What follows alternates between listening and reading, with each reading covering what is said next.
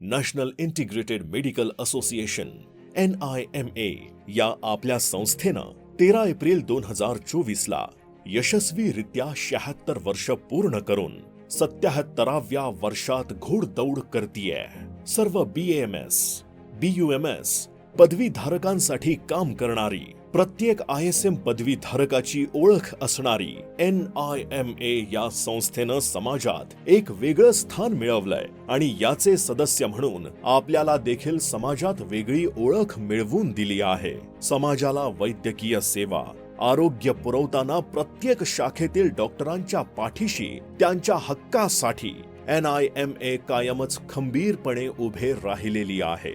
निमाच्या केंद्र शाखा व राज्य शाखेवर विविध पदांवर विविध ISM ग्रॅज्युएट अविरतपणे काम करता आहेत. निमाच्या महाराष्ट्रभर विविध शाखा आहेत. तसेच आपल्या नाशिक नगरीत देखील 1250 लाईफ मेंबर्स पूर्ण जिल्ह्यात आहे आणि असा निमाचा कार्यभार विविध कार्यकारिणीद्वारे सांभाळला गेला. यातून संस्था विस्तारित होत आहे. 2022-2024 या कार्यकाळात डॉक्टर सुजित सुमतीलाल सुराणा यांच्या अध्यक्षतेखाली नव्या कार्यकारिणीनं निमा नाशिक शाखेचा पदभार स्वीकारला. तीच यशस्वी 2 वर्ष आम्ही आपल्या समोर उलगडतो आहोत. या कार्यकारिणीतील पदे पुढील प्रमाणे: doctor Sujit S Surana president, doctor Dinesh Bhamre secretary, doctor Venkatesh Patil treasurer, doctor Manish Hire organiser. या 2 वर्षाच्या काळात या कमिटीच्या माध्यमातून अनेक अभिमानास्पद कारकीर्द संपन्न झाली. घेऊया त्यांच्या यशस्वी 2 वर्षांचा आढावा. 2 ऑक्टोबर 2022 या कार्यकारिणीची घोषणा झाली.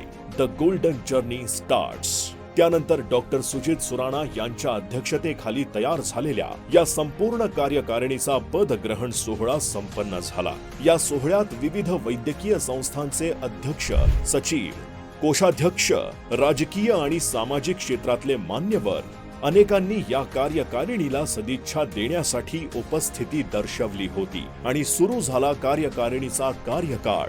पदग्रहणाच्या नंतर कार्यकारिणीच्या वतीनं सगळ्यात पहिला कार्यक्रम 2022 ला संपन्न झालं धन्वंतरी पूजन. धन्वंतरी देवतांचे वैद्य, महान चिकित्सक, वैद्यक शास्त्राचे प्रणेते धन्वंतरीचे पूजन हॉटेल राजयोग येथे कार्यकारिणीच्या वतीनं सगळ्यांच्या उपस्थितीत संपन्न झाले. कार्यकाळाच्या 2 वर्षामध्ये धन्वंतरी पूजन संपन्न झाले. या प्रवासात काही सिनियर मंडळींचा मोठा पाठिंबा आणि मार्गदर्शन या कमिटीला मिळतच होता. डॉक्टर शैलेश निकम, निमा केंद्रीय संघटक, डॉक्टर तुषार सूर्यवंशी, निमा महाराष्ट्र राज्य अध्यक्ष, डॉक्टर राहुल पगार, विभागीय सचिव महाराष्ट्र राज्य, डॉक्टर मनीष जोशी, डॉक्टर भूषण वाणी, डॉक्टर देवेंद्र बच्छाव, डॉक्टर ललित जाधव, डॉक्टर जयश्री सूर्यवंशी या सगळ्यांच्या मार्गदर्शनानं आणि साथीनं हा प्रवास सुरू झाला आणि पुढे देखील यशस्वी झाला, हे आवर्जून सांगावंसं वाटतं. विविध सोहळे साजरे करत असताना आपल्या डॉक्टर मित्रांना सजग तसेच विविध विषयांबाबतीत जागरूक करणे देखील कमिटीनं महत्वाचं समजलं. यातूनच डॉक्टर निलेश लोंढे यांचं इन्शुरन्स मेडिक्लेम या संदर्भातली कार्यशाळा देखील कमिटीने हॉटेल बॉन विवाद आयोजित केले होते. इन्शुरन्स मेडिक्लेम या बाबतीत आपल्या निमा सदस्यांना आपण सखोल माहिती या कार्यशाळेच्या माध्यमातून दिली. 2022 ते 2024 हा जो काळ आपल्याला मिळालाय त्यात आपण सतत नाविन्यपूर्ण काहीतरी द्यावं हे कमिटीच्या सगळ्या सदस्यांनी ठरवलं होतं.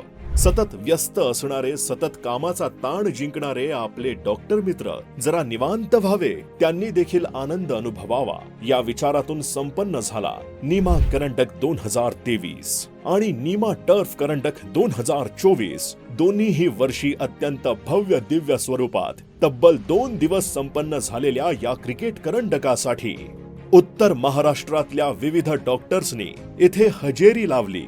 नाशकातल्या सगळ्यात ग्रँड इव्हेंटच्या यादीत याचा समावेश झाला, याचा नितांत अभिमान वाटतो. नाशिक निमाची कमाल अशी क्रिकेट टीम आहे. विविध ठिकाणी क्रिकेट सामने रंगवायला या कार्यकारिणीच्या वतीनं या क्रिकेट टीमनं नक्की हजेरी लावली. मग मीरा भाईंदरला रंगलेला टर्फ क्रिकेटचा सामना असू देत किंवा स्टेट क्रिकेट टूर्नामेंट या राज्यस्तरीय स्पर्धेत नीमाच्या नाशिक शाखेची हजेरी असू देत, नीमाच्या नाशिक शाखेचा झेंडा अभिमानानं फडकावला गेला आणि राज्यस्तरीय स्पर्धेत सेकंड रनर अपची ट्रॉफी मिळवली आणि आनंद मिळाला तो वेगळाच.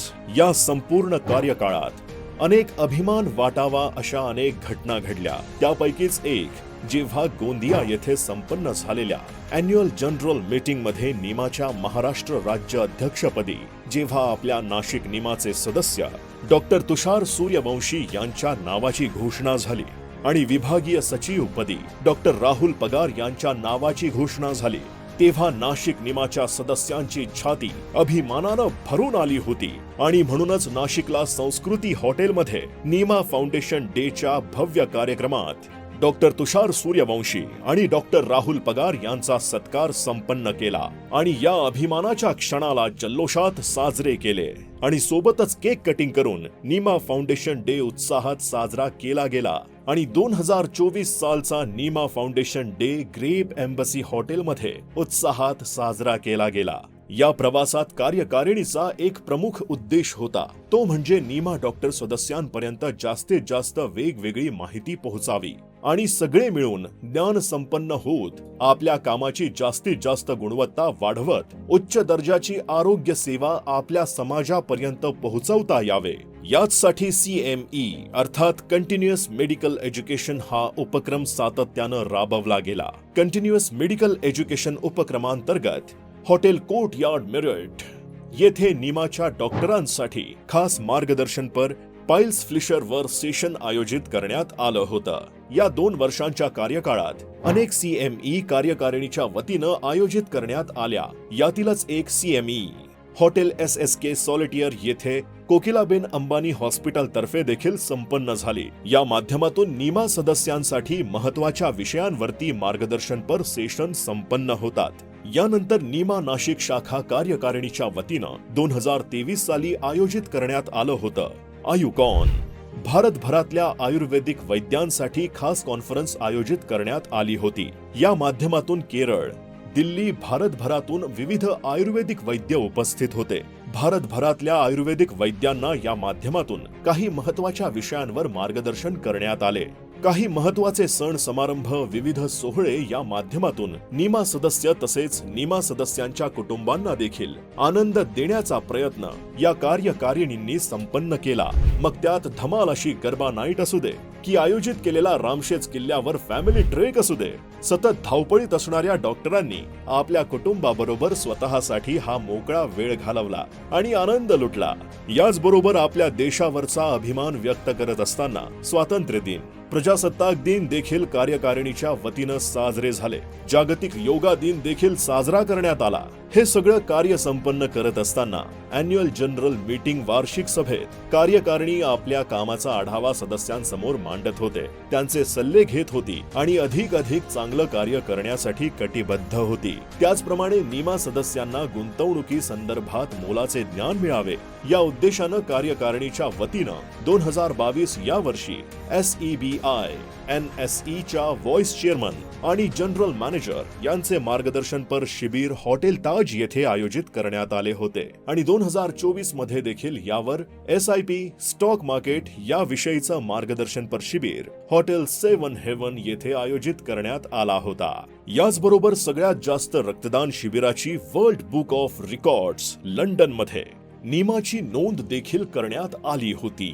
इतकंच नाही तर संपन्न झाला तब्बल 1200 डॉक्टरांच्या उपस्थितीत ग्रँड इव्हेंट नीमाकॉन 2023, ज्याचे उद्घाटन त्यावेळच्या केंद्रीय आरोग्य मंत्री डॉक्टर भारतीताई पवार यांच्या हस्ते संपन्न झाला होता. तब्बल 2 दिवस चाललेला या भव्य दिव्य अशा सोहळ्यात एक दिवस आयुर्वेद विषयावर मार्गदर्शन केलं गेलं आणि दुसऱ्या दिवशी मेडिको लीगल अर्थात डॉक्टरांवर होणारे हल्ले, खोटे गुन्हे, कायद्याविषयीचे सखोल ज्ञान डॉक्टरांना दिलं गेलं, जेणेकरून डॉक्टरांना आपली सुरक्षा करता यावी. नीमा नाशिक शाखेची कार्यकारिणी कायमच नीमा सदस्यांच्या हक्कांसाठी त्यांच्या पाठीशी खंबीर उभी राहिली. म्हणूनच तुम्हा सगळ्यांना हक्काचं ठिकाण वाटत राहिलंय. या कार्यकारिणीच्या माध्यमातून डॉक्टरांच्या काही समस्या, काही मागण्या या संदर्भात FDA कमिशनर यांच्या सोबत महत्वाची मीटिंग घेऊन या समस्या सोडवल्या गेल्या. सरकारपर्यंत, मीडियापर्यंत डॉक्टरांचे प्रश्न, मागण्या ठामपणे मांडल्या गेल्या. या समाजाचा महत्वाचा घटक अशा डॉक्टरांपैकीच एक महिला डॉक्टरवर कोलकाता येथे झालेल्या भीषण अत्याचाराच्या विरोधात मोर्चा देखील काढला गेला. कारण प्रत्येक डॉक्टर आपलं कुटुंब हे संस्कार नियमाच्या माध्यमातून प्रत्येक सदस्यावर झालेले आहेतच. म्हणूनच या डॉक्टरांच्या संघटनांच्या माध्यमातून प्रत्येक प्रश्न सोडवत, विविध सोहळ्यांचं आयोजन करत, विविध विषयांवर ज्ञान देत, सगळ्यांच्या साथीनं विकास आणि प्रगती संपन्न करण्याचं वचन या कार्यकारिणीनं यशस्वी पूर्ण केले. हा प्रवास सगळ्या डॉक्टरांच्या साथीशिवाय आणि मार्गदर्शन करणाऱ्या सिनियर डॉक्टरांच्या पाठिंब्याशिवाय निव्वळ अशक्य होता. निमा सदस्यांच्या सर्वांगीण विकासासाठी कायमच कटिबद्ध राहू या वचनासोबतच हा लेखाजोखा इथेच थांबू. प्रत्येक क्षण विकासासाठी, प्रत्येक क्षण आपल्या सदस्यांसाठी.